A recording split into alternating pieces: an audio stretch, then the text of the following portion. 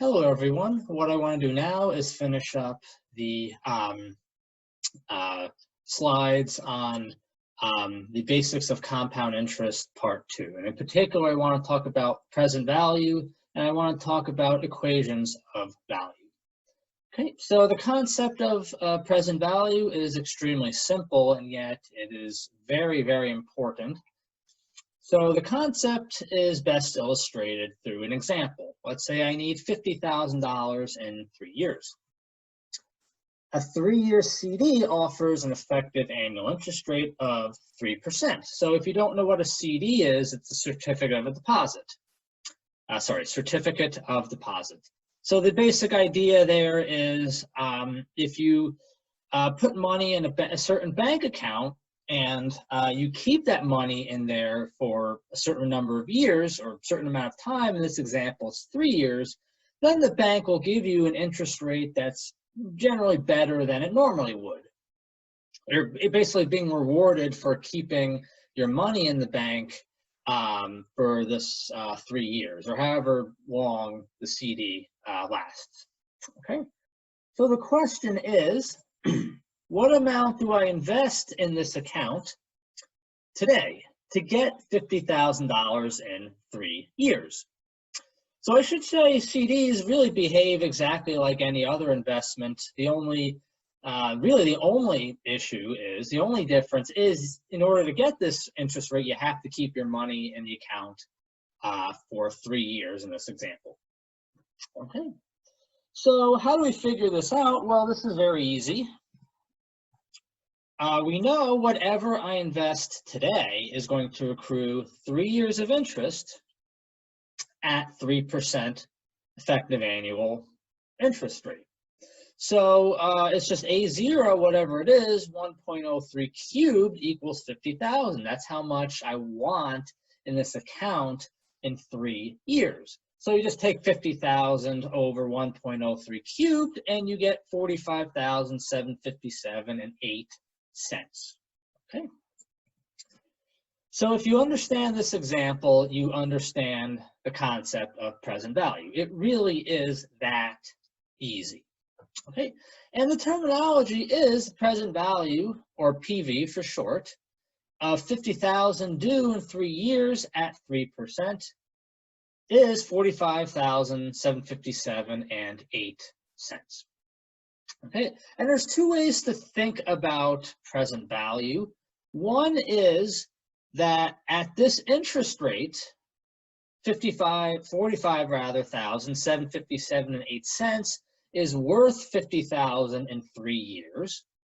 Okay, so in time, this 45,757.08 cents becomes worth more and more and more, which makes sense. If we had a dollar 100 years ago is worth now probably, I don't know exactly how much, but if I had to guess, maybe $10. I don't know exactly, but it's worth a lot more now than it was. Another way of thinking about this, and it's an equally correct way of thinking about this, is $50,000 was worth 45,757.08 cents 3 years ago.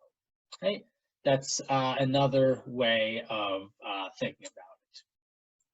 Okay, so this illustrates the very, very, very important concept called the time value of money, which underlies everything we do in this course. Literally everything we do in this course. And the concept is money today is worth more in the future. Okay, the money that you have right now, is going to be worth more in the future. And I mean, technically speaking, that's not quite true. Money, like the US dollar, whatever currency kind of fluctuates up and down.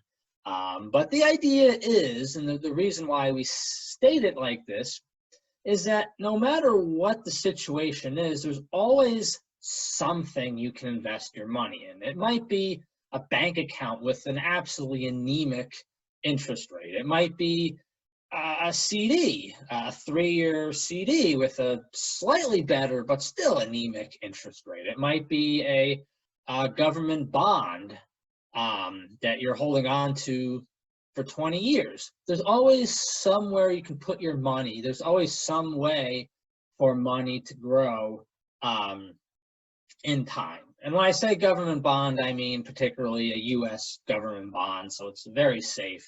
There's no chances of default, et cetera, et cetera. We'll get into that, we'll get into bonds actually later on. Okay? So generally speaking, money today is worth more in the future. Okay, and this is so important, what I'm going to say, that I'm putting it in full text here. And that is, and if you learn nothing from this course, if you just, drop this course after, you finish this lecture, but you learn and appreciate this concept, I'll be fairly happy because it's such an important, useful concept. And that is, whenever you make any business decision, any investment, any transaction, you have to take the time value of money into account, okay? And the reason is any money, any business decision you make, any expense is money that could have been invested somewhere else. Okay? And again, by that I mean maybe you don't like the volatility, maybe you're worried about the stock market being in a bubble right now, which is a fair worry. You can still invest in, you can still put your money in a bank account or a CD or a bond, something safer. There's always somewhere you can put your money, and that has to be taken into account. Otherwise, you're just not making good business decisions. Okay, so the formula for present value is extremely easy. So apologies, there should be parentheses here. The present value of K dollars due in T years is K times nu to the T, where nu is this present value factor 1 over 1 plus I. Okay? And we basically have already used this formula.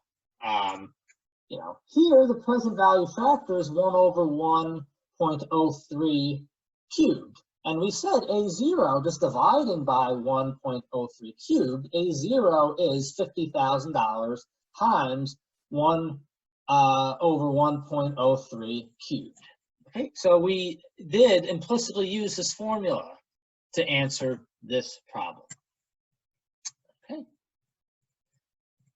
Okay. And this is called the present value factor. It's sometimes called the discount factor. And again, the meaning here, not to be redundant, but just to really drive home the point that, because it's so important, this here is exactly the amount we need to invest right now at an effective annual interest rate I to have K amount in T years. Okay. Again, I'll just, in this example, 45,757 is $45,757.08 is exactly the amount I need to invest right now into the CD to have $50,000 in 3 years if the effective annual interest rate of the CD is 3%.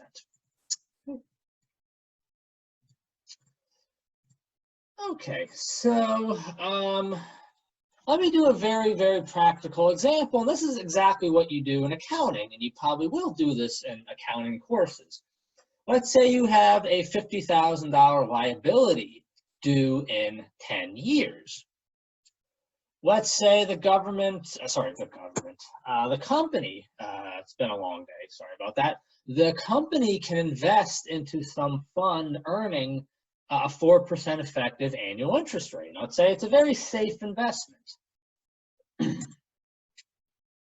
As an accountant, what you would do is say, well, really the current liability that you're going to write on your books is, in the terminology, is discounted by 10 years. And what do I mean by that? You're basically taking the present value of $50,000 due in 10 years, at 4% effective annual interest. You just plug into your formula.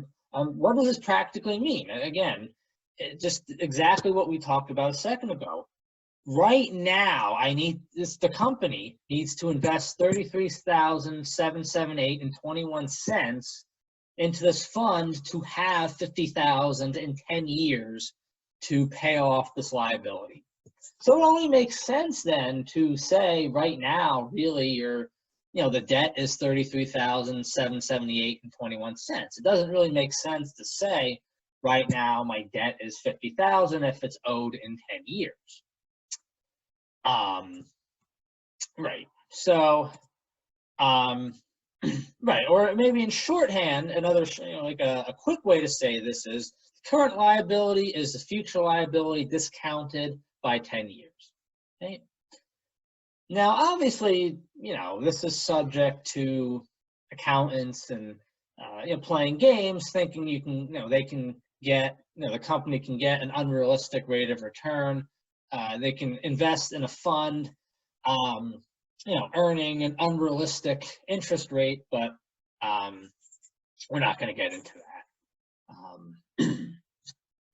Okay, so let's talk about equations of value, and in some sense, we'll spend a lot of time on this because basically a good chunk of this course, if not almost the entire course, is based on loans and loan type payments. Okay? So from that perspective, we're going to essentially kind of introduce loans early on. Loans and loan payments, particularly your student loans, your car payments, your mortgage if you have a house, they are equations of value. Okay? And what is an equation of value? It's deceptively simple. I say deceptively because, well, I can sum it up very quickly. It's very easy to describe in words. It's this time-valued sum of obligations equals the time-valued sum of payments received. Okay? But there is some subtlety in time-valued, and we'll do an example to illustrate that.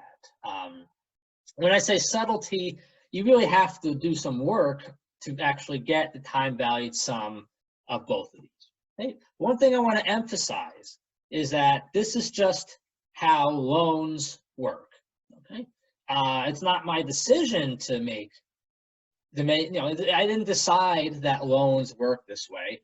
This is just the way loans work, and similar transactions like bonds and things like that. Okay.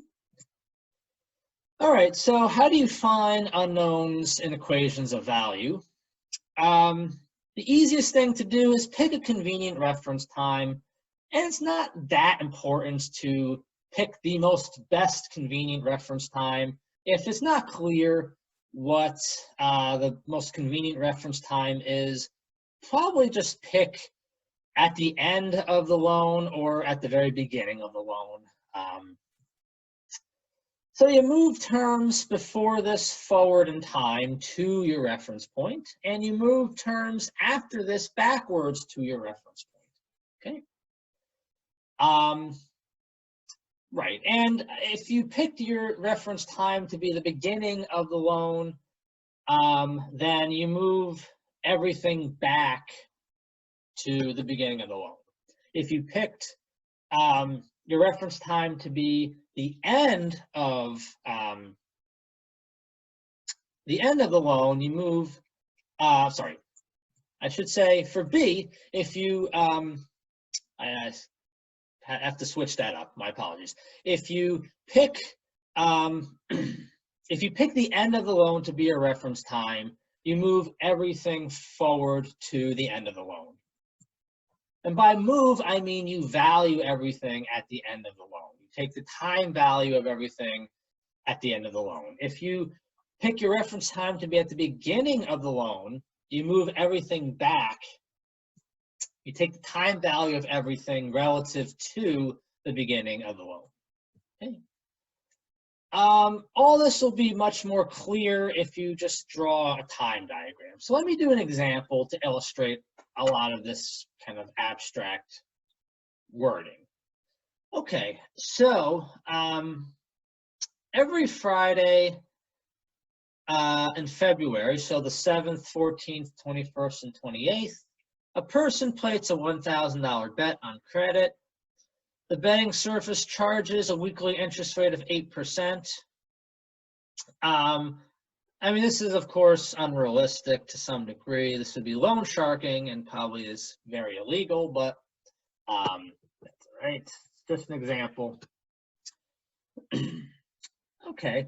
Unfortunately, he loses each bet and agrees to pay his debt in 4 installments to be made March 7th, 14th, 21st, and 28th. The payments are $1,100, 7th, 14th, and 21st. How much does Walt have to pay to completely, on the 28th, to completely repay his debt? So the basic idea is very simple. Walt takes out a loan and he gets $1,000 on the 7th, 14th, and 21st, and he pays back this loan on the 7th, 14th, and 21st of March, and he makes finally an unknown payment on March 28th to completely repay his debt. Okay, so for this problem, since the unknown payment occurs at the end of March, we're going to set that to be the reference date. Okay, so let's draw a time diagram of all the payments and all the debt, all the obligations you have to the bookkeeper.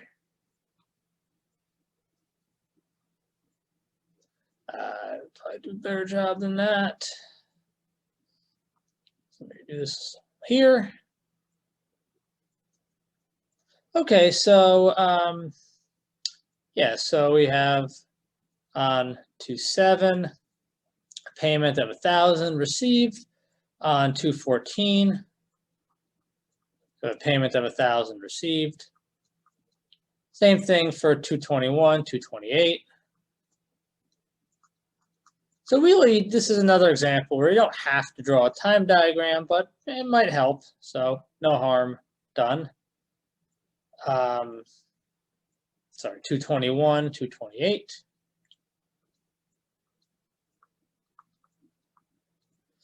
All right, and we have the 4 obligations of $1,100. And then X. And as we'll see, because interest is so high, X is actually going to be quite large.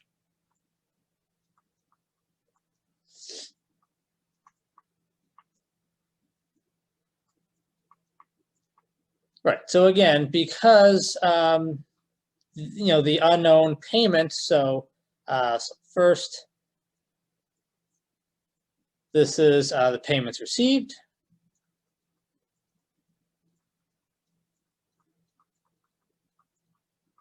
When I say the unknown payment, I mean what you are paying to the bookkeeper. So maybe obligations is a better word. So these are my obligations.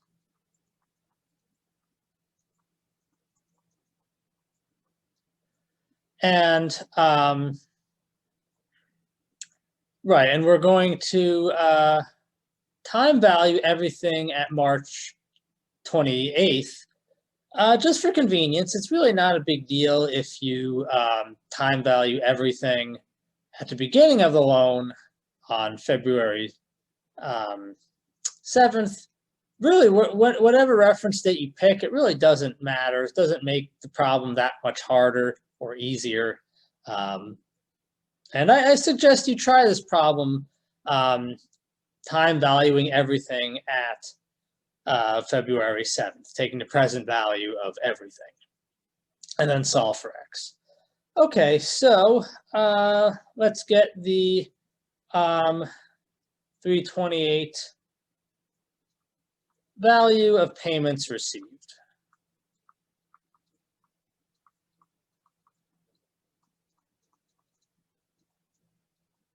Okay, so Right, so pretty obviously this $1,000 accrues, let's see, 1, 2, 3, 4, 5, 6, 7 months of interest at 8% monthly interest.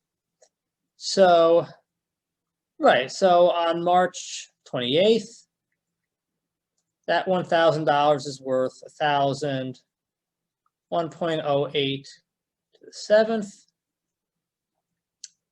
Right, so get rid of this. Do the same thing for this $1,000. You can see that accrues 1, 2, 3, 4, 5, 6 months of interest. So it's going to be 1,000, 1.08 to the 6th. And same thing for these 2,000 payments received at 221, 228. The 221 accrues, 221 payment received accrues 5 months of interest. Sorry, that should be a 5.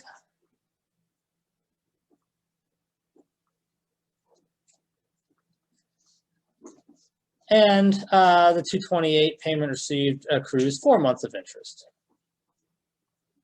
1.08, don't know why I put a 4 there. Okay, and probably not going to fit that. So let me go to the next page. So add all this up, and you get 6,130,5156. All right, so let's get the value, time value at the end of March for your obligations.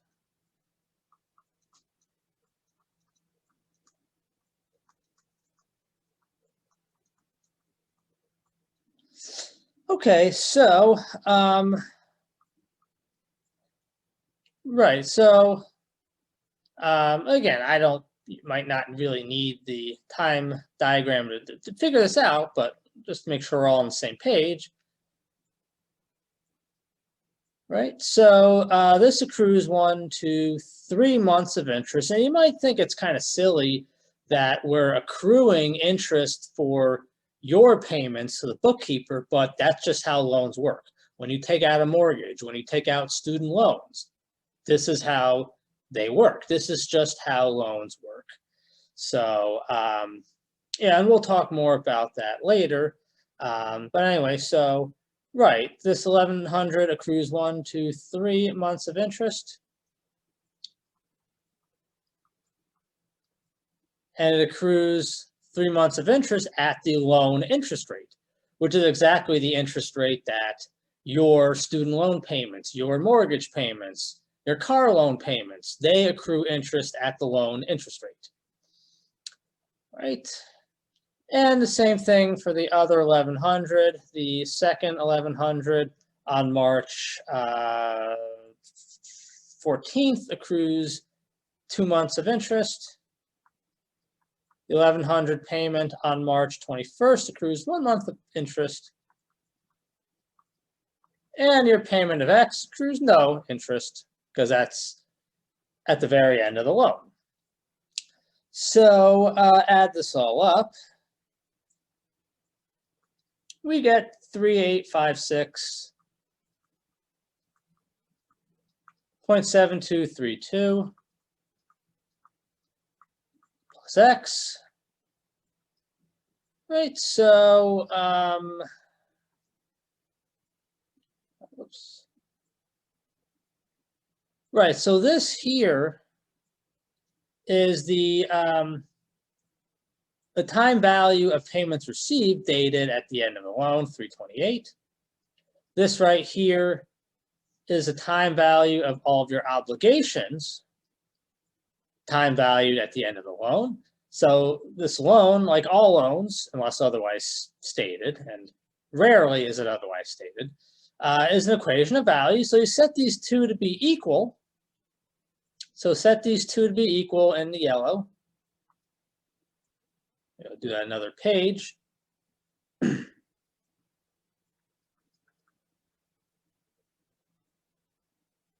Sorry. So this is equation of value. Just to emphasize that, I'm going to write it. Equation of value for this problem is 6130 5156 equals 3856. Now, I should mention I actually had in one of my previous classes a former professional gambler, and he said this is definitely egregious and probably illegal. There's completely unrealistic loan interest rate for gambling. I don't trust this person. But anyway, it's a fun problem, I think. Yeah, so you just simply subtract, and you get x is 2273.79. All right, so let's take a step into reality here. What does this mean in some sense in the way we usually think? Well, so you receive, without time valuing things, you receive $4,000. When you without time valuing the obligations you owe, they add up to roughly $5,500. So you're paying $1,500 in interest. You're paying $1,500 more than the non-time valued payments that you received. When I say you're paying more, I mean non-time valued. Just the literal amount of money you're paying is $1,500 more than what you received. And that's, well, not good. But again, I should mention this is an egregiously high interest rate, but anyway. Okay, so let's do something very similar to this.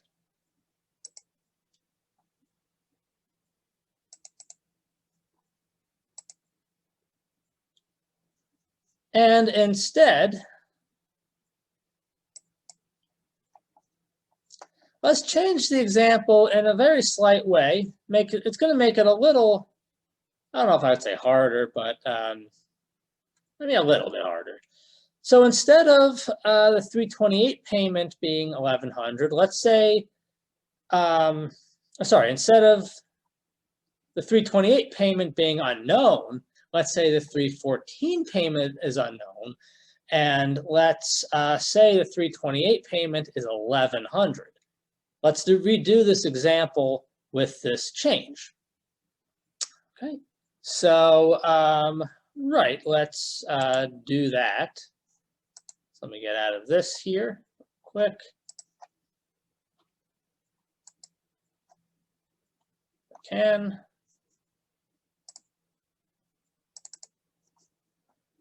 Okay, so I don't really want to rewrite everything, so let me just modify my time diagram a bit. Right, so this is not unknown, and we said the 314 payment to the bookie is unknown. I guess it's ironic that this example comes a couple days before Super Bowl Sunday, but anyway.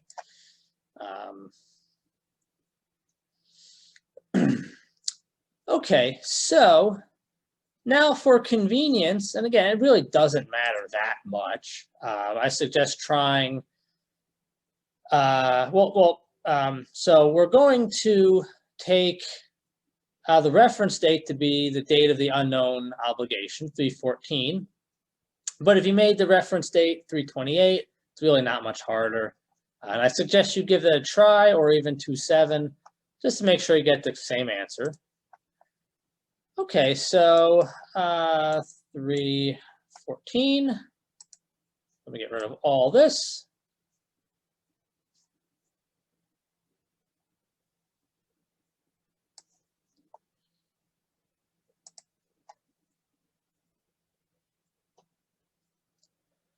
Okay, so the payments received is pretty straightforward, time valuing everything. So here the $1,000 on 2/7 that you're getting accrues 1, 2, 3, 4, 5 months of interest. And one thing I want to stress through this course, there's no shame in counting like I just did, 1, 2, 3, 4, 5. There's no shame in using your fingers to count. And I guess this is more relevant when you're doing things in like a quiz or exam in person, and you have to think more quickly. But yeah, there's no shame in anything like that. So just want to stress that. All right, so 1,000, 1.08. What did I say? 1, 2, 3, 4, 5. Same thing, 214 payment that you receive of 1,000 earns 4 months of interest, et cetera, et cetera. So just write all this down. Then it's 1,000, 1.08 cubed. Make that look more like an 8. It bothers me a bit.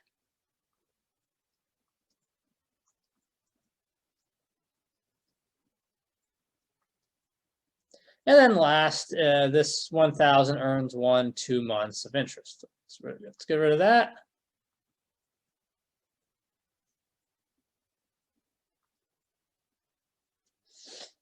Okay.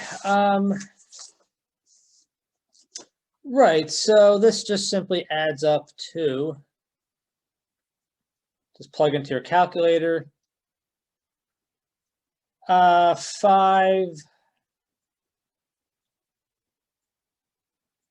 Right, so it's going to be 5,225, sorry, 5,255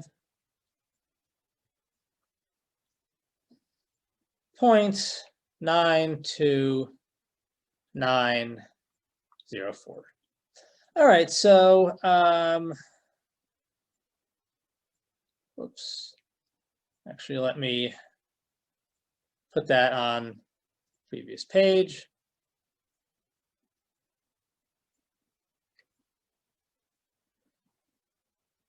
Okay, so sorry, we said that was 5,255.92904. All right, so let's get the 314 value of your obligations, and you got to be a little careful here. Get rid of all this.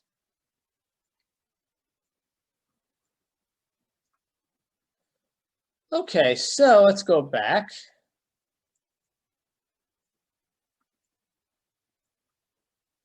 Actually do blue. Okay, so this one is straightforward. This 1,100 accrues 1 month of interest.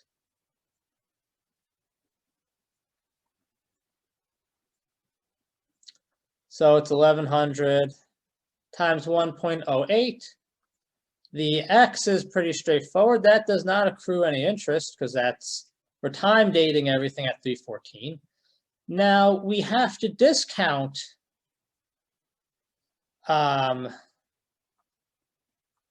this 1,100 payment. Okay. Because it's worth, it's worth less in the past. And if you ever get confused about, I think I did this analogy when I talk about present value, but you can always kind of think about something silly like, a pack of bubble gum used to be 5 cents. So in other words, 5 cents now is much more worthless than it used to be. 1,100 is, a little bit more worthless than it used to be in 314. So that's all discounting is, usually due to inflation, inflation, interest, basically same thing for the purposes of this problem. Anyway, right, so we discount this by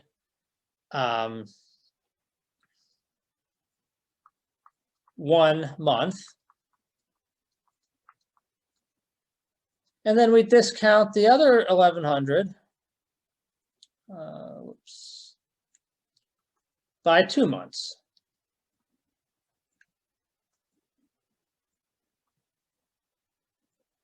Sorry about that.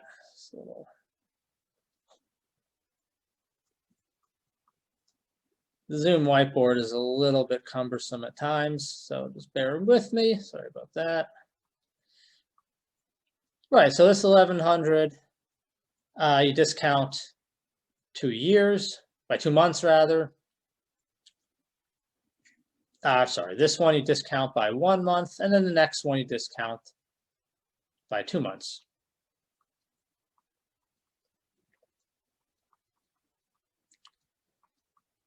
Okay, so this is going to be equal to 3149.5912.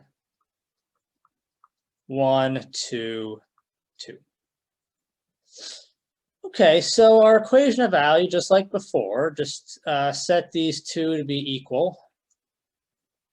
Sorry, it's plus x here. Don't want to forget the x, just comes along for the ride, as I always like to say. Because it doesn't go anywhere, it's still there.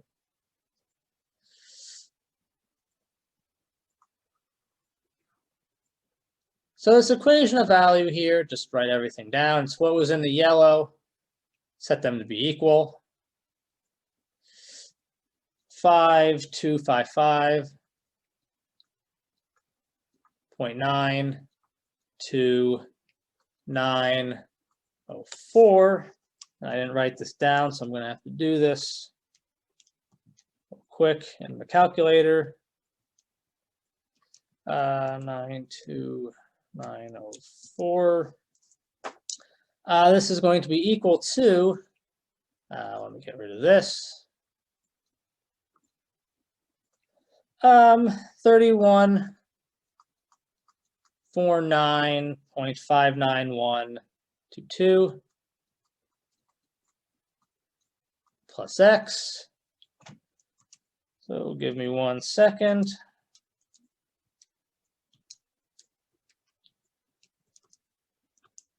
So you get x is 2106.3 or 34 cents. 2106 and 34 cents.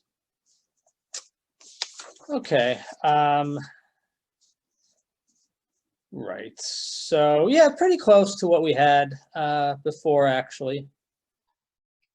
Let me introduce a very, very important formula that we'll use implicitly over and over and over and over again. And when we're done, we'll use it again. Okay, I exaggerate a little bit, but so I'm sure you're obviously in a math course, if you're a math major, you've seen this, but even, you should have seen this in an economics course. The multiplier effect of an investment. A government investment, things like that.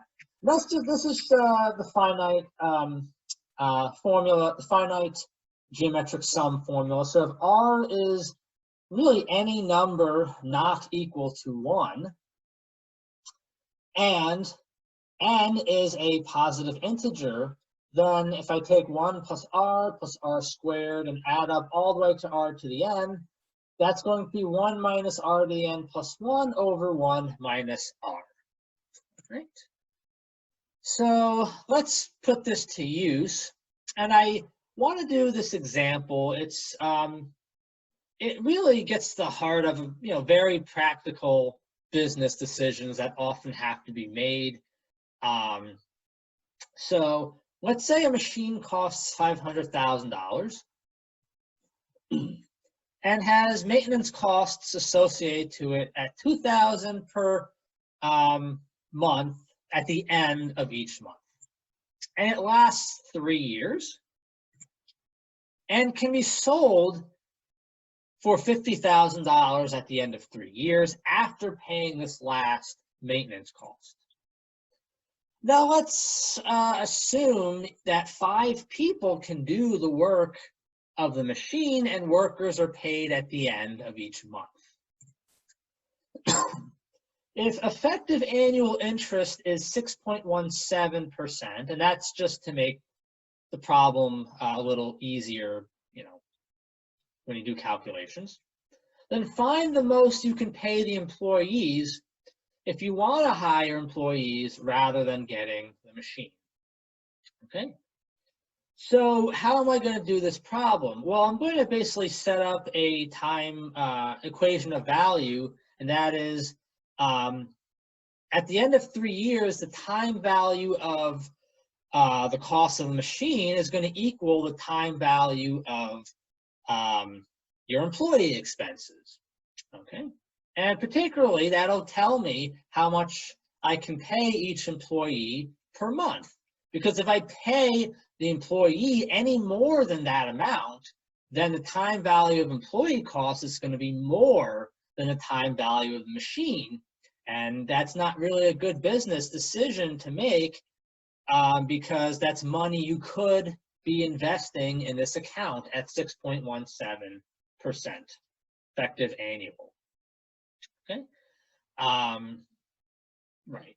And of course, this is, there's taxes, there's taxes to think about, there's, benefits to think about, health insurance benefits, et cetera, et cetera. But this is just a simplified example to just illustrate how you really have to think, to make good business decisions. And this is how corporations really do think.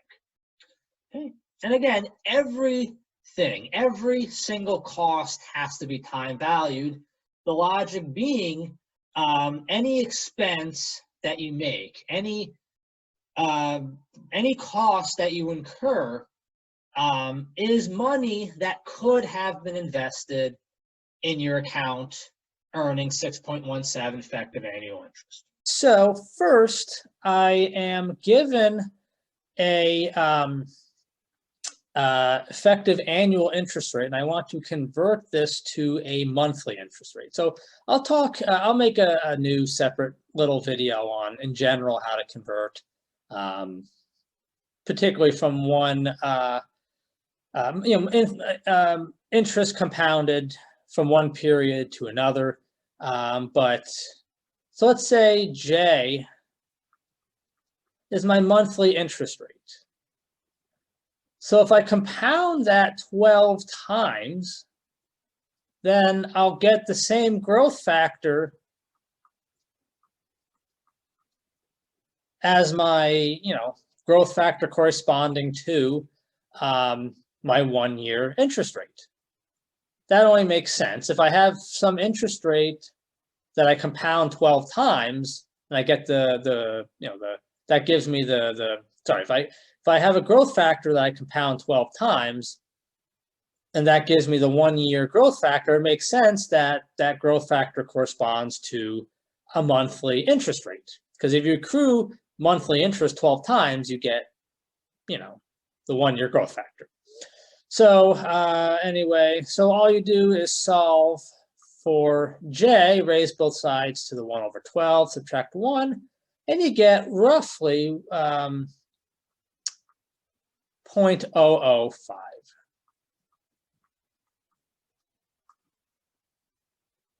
Okay, so let's write the time diagram. Definitely time diagrams here, I think, help quite a bit. So I think I would even, I would maybe even write the time diagrams out. So let's write a time diagram for machine costs. Okay, so I'm going to write an equation of value for costs. It's just more convenient that way. So costs in what I'm going to write are positive. So in particular, revenue is going to be negative. So the money, the 50,000 you get from selling the machine is going to be negative. And again, because I want to get an equation of value in terms of cost, negative cost is revenue.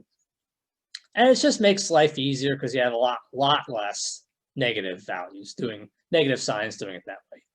Okay, so let's do an equation. Oh, sorry, let's do a time diagram. So here are the months, 1, 2, et cetera, et cetera. And this is the way most time diagrams for us, of course, are going to be like. Obviously, you can't write all these reasonably. So, okay, so you have the 50 grand or 500 grand. You have the maintenance costs of 2,000. So you purchase a machine, and you pay the 2,000 at the end of each month. And after you pay the last 2,000, you sell machine for 50,000 scrap. So this is the time diagram for your machine costs. Yeah, let's just do the employee costs.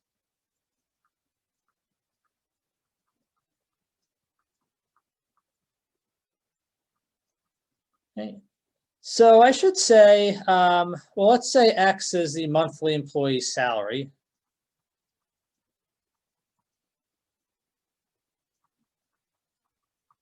Now, of course, realistically, you don't just pay employee salary. You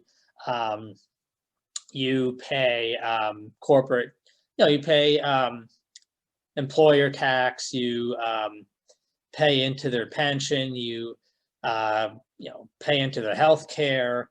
There's a lot of other benefits that you have to pay, but I mean, this is just a simplified example. So, yeah, so we're only going to look at monthly salary. Okay, so same numbers below, 0, 1, 2. And again, I just want to stress, not that anyone tries to make beautiful time diagrams, but these do not have to be works of art. They're just have to be very functional. Okay, so you have 5 employees, and you pay each of them X at the end of each month. So at the end of each month, you pay 5X. 5X. So this is pretty simple. Okay, so let's start our equation of value. And I do want to say that this is the kind of problem that's more similar to other types of problems in terms of challenge that we'll see throughout the rest of the course. All right, so this is definitely a problem I will put as a quiz or exam problem sometime down the road, because I particularly like these problems. They're quite realistic. All right, so let's get the machine costs.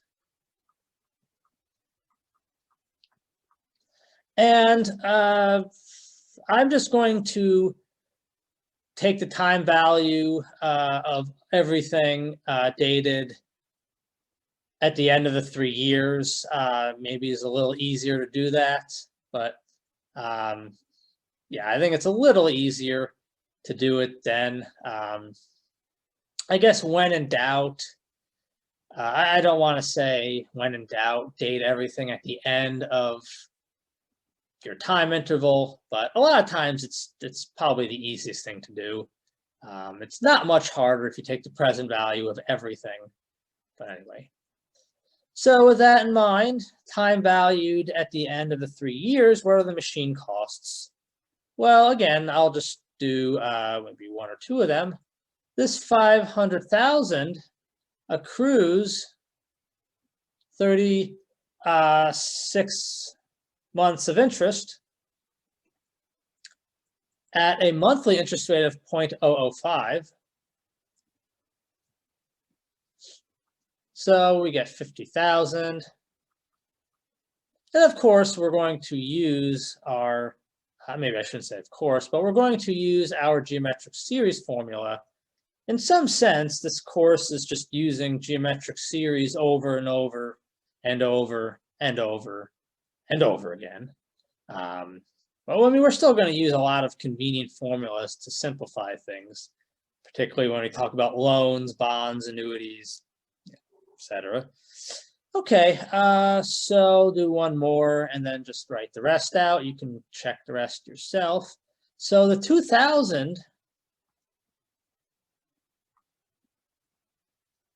well, this accrues 35 from the end of the first month to the end of the 36th month. That's 35 months. So it accrues 35 months of interest.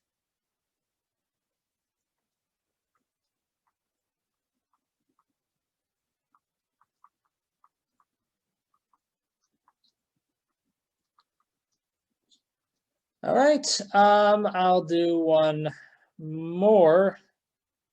So the next one accrues 34 months of interest.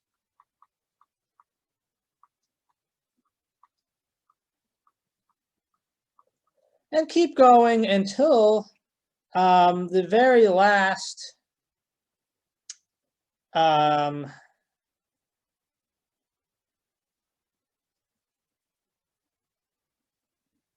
right, so let's keep going until the very last, so actually, sorry.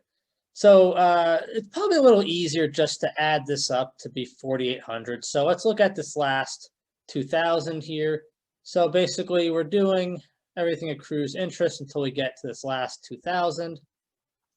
Yeah, a little brain fart there. Sorry about that. Happens to the best of us. So this accrues 1 month of interest. So I'm not going to try and squeeze it. So 2,000, 1.005. And then we have minus 48,000. Again, I'm just doing the 2,000 minus the 50,000, 48,000. That accrues no interest. Okay, so this is going to be equal to, well, let's just add these two up, or just write these, get them out of the way. Can't really simplify that much, other than dumping into a calculator. So let's factor out a 2,000 times 1.005. So for a lot of these problems, you definitely can't just plug into geometric series. You have to do a little factoring first. So this is going to be if I factor out a 1.005 from everywhere, green.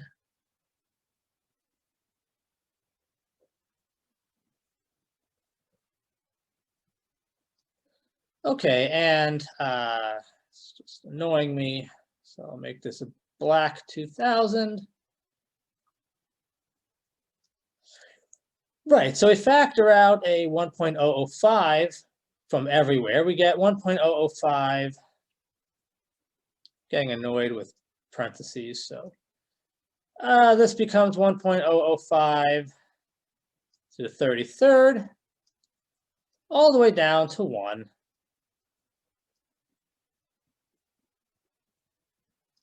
Okay, so, right.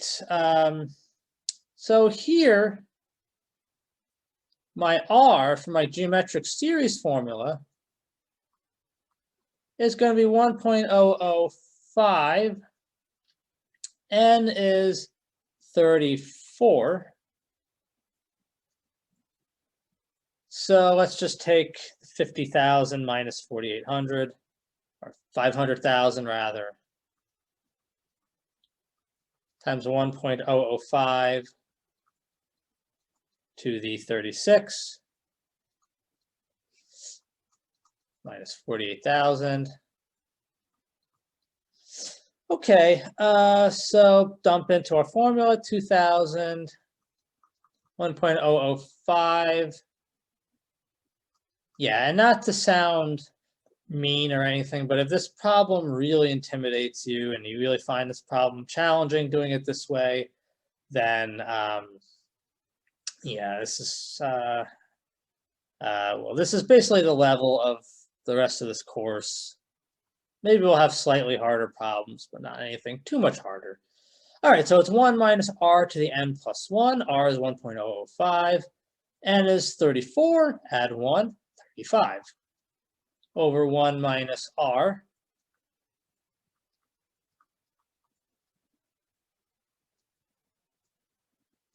Okay, and so, right, you throw this into a calculator. Make sure we're all going to be on the same page, and so you can check it. Get 598,340.2624. This here, I guess I'll do the minus 48,000 next. And then this here, the 2,000, 1.005 times the brackets. It's going to be 76, 672.20993.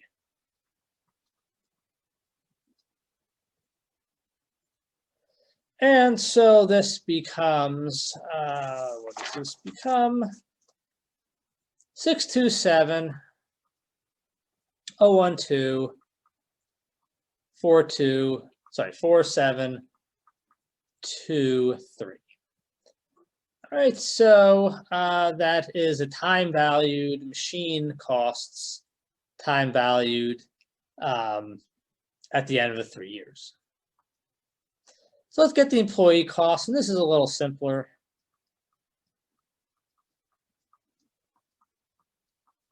Or a little bit less of a pain, I guess, not much simpler. Yeah, so it's very similar. Just do maybe one of them.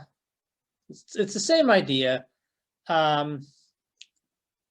Here, since we're paying employees at the end of each month, the first first 5 salaries, well, they accrue 35 months of interest at the end of the first month to the end of the 3 years, 36 months. So this is going to be 5x.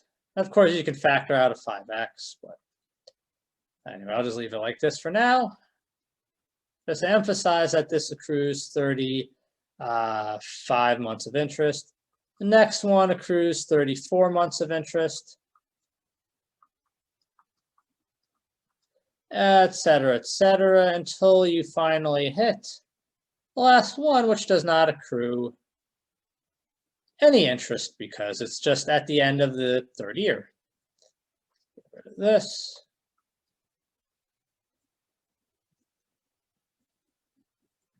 So, right. Factor out of 5x.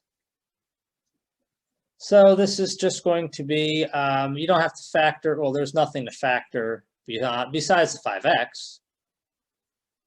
And yeah, again, let's not use parentheses. They're kind of a pain in the right.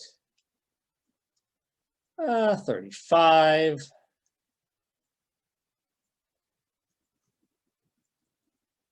$1.005 to the 34. Plus 1. Okay, so right, so here R is again 1.005, but N here is 35. So we can just plug and chug into our geometric series formula.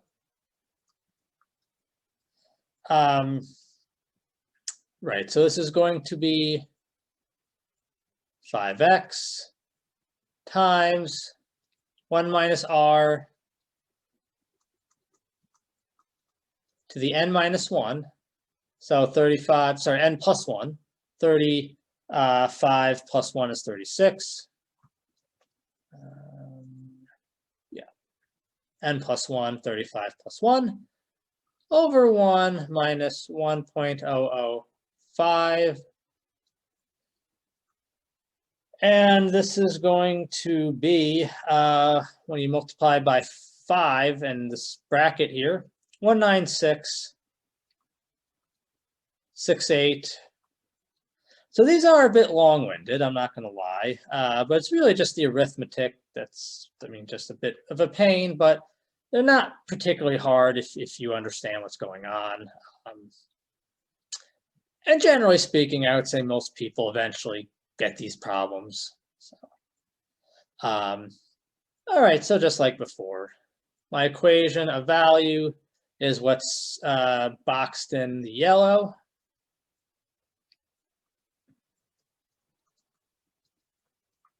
And we're almost done.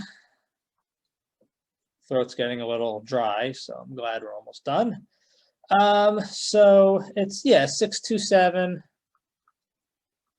012, 47, 23 equals the 196.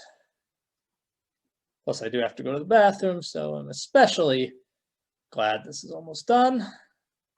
I should have went before I started recording, but that's okay. And so you get x is divided by 196 and roughly 68 cents.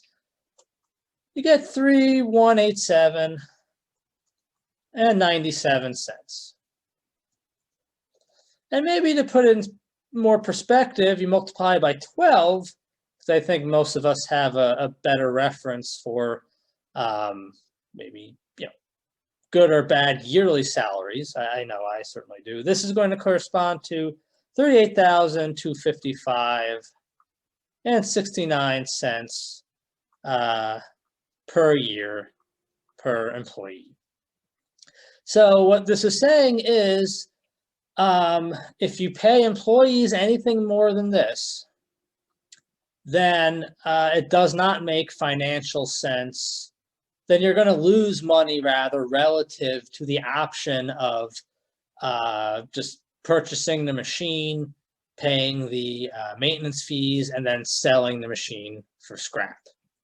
And later, much later on in the course, we're going to get into one investment being better than another. And just looking at investments relative to each other, that gets into the concept of net present value.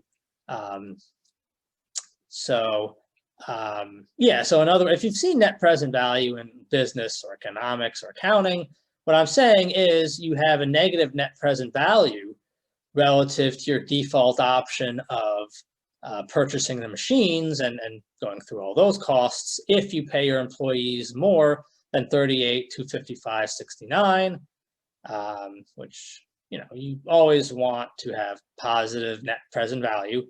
If you've never heard of net present value, just forget about it. We'll talk about it later, or you could go to the video on net present value. And if I do say so myself, I think I do a pretty good job explaining in layman's terms net present value and similar concepts of internal rate of return, hurdle rates, et cetera, et cetera.